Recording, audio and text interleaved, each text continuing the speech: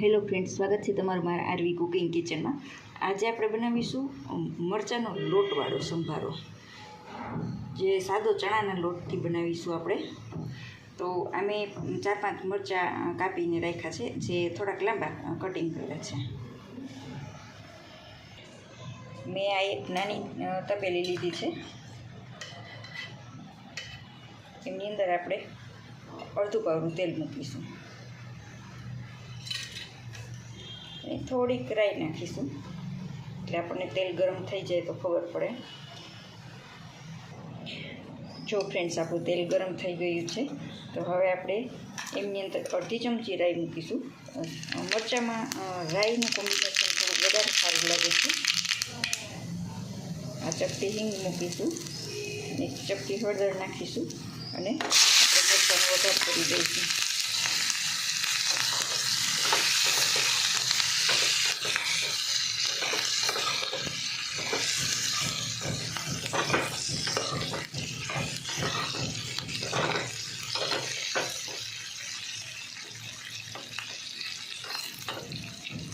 આમાં એક વાત ખાસ યાદ રાખજો કે આ મરચાંને આપણે થોડીક વાર માટે તેલમાં સાંતળવાના છે. આપણે 5 ચમચી જેટલું એમાં નમક નાખીશું. 5 ચમચી જેટલી ખાંડ નાખીશું. 2-3 ટીપા આપણે લીંબુનો રસ નાખીશું.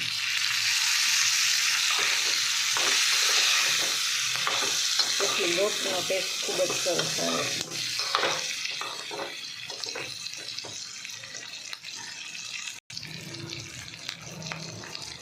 હવે આપણે એને થોડુંક પાણી ઉમેરીશું. મરચાં ડૂબે એટલું પાણી મેં એમાં ઉમેર્યું છે.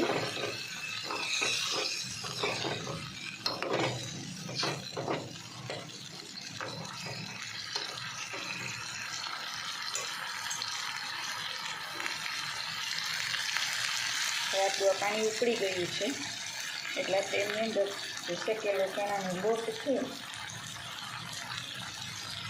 મારી પાસે નાની ચમચી છે, તો આ એક નાની ચમચી લોટ એને આપણે ઉમેરી દઈશું. એમાં ગોટી ના પડે એ રીતે લોટને એમાં મિક્સ કરી દેવાનો છે.